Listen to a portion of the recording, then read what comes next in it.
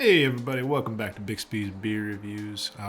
Usually this is where I tell you that I'm so happy to see you again or something to that effect. But to be honest with you folks, today I come to you with some hesitancy, with some sense of real trepidation, because the style we're going to do today is one that I frankly have studiously avoided, not only in the BBR but in real life, because to be perfectly honest, I'm getting too old for this.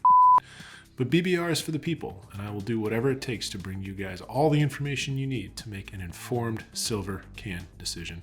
So with that, from Equilibrium Brewing up in New York State, we have Super Fractal Mandelbrot Triple New England IPA. You know the boys up at Equilibrium, they fancy themselves something of mathematicians, as it were. I don't know what a Mandelbrot set is. I don't know what makes a Super Mandelbrot set. Is this real mathematics? We don't know. What I do know is that this is one sledgehammer of a beer. I consider anything above 10% to be a triple IPA. Honestly, anything above 9 probably is getting into that range. This one, 10.5. And it comes with Sabro, Citra, Strata, Galaxy, and Amarillo hops incorporated into the whirlpool and the dry hops. So there's a whole lot going on in this can, and we're gonna see what happens. Let's go ahead and crack it open. So I do love Equilibrium Brewery. It's honestly the only reason I've pulled an IPA this big. And you gotta say they know how to make a good hazy. They certainly have some beautiful can art. Their beer names just confuse the hell out of me, but what are you gonna do? Anyways, we're singing the praises of the brewery and its various aesthetic merits, because you know what we got here. It doesn't matter single, double, or triple. They all tend to look the same. So let's go ahead, give it a smell. Ooh-wee. Well, it certainly packs a level of aroma commensurate with its overall heft. Whole lot going on in the glass here. The biggest impression I get is just a massive wallop of orange and grapefruit juice, like the fresh squeezed Indian River stuff I get down on my annual sojourns to the Sunshine State. It is truly, more so than I think any other beer that we've had, a juice bomb on the nose.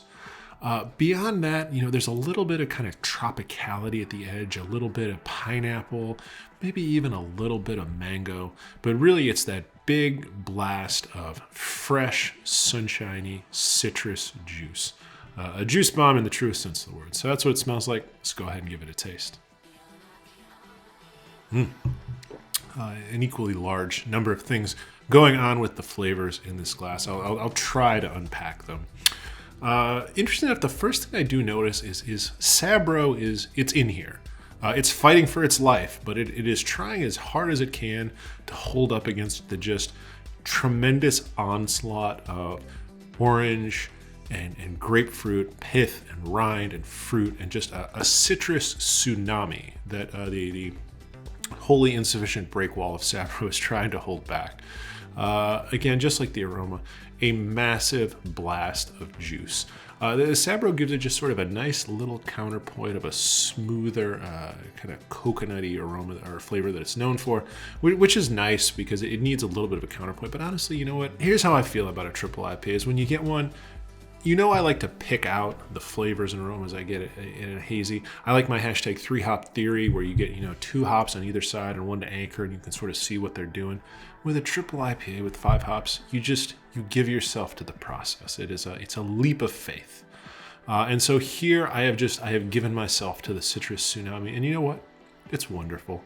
There's nothing wrong with doing this occasionally. Wouldn't want to open the evening with this. Probably won't have another beer after this. But every once in a while you have to say, is not too much enough always, and it is certainly too much here.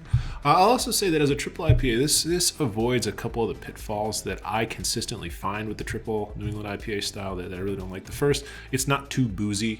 You certainly know this is a big beer, and there certainly is a little bit of a kind of a burn at the very end of the aftertaste, but it is not excessively boozy, which for 10.5% it is tough to pull off.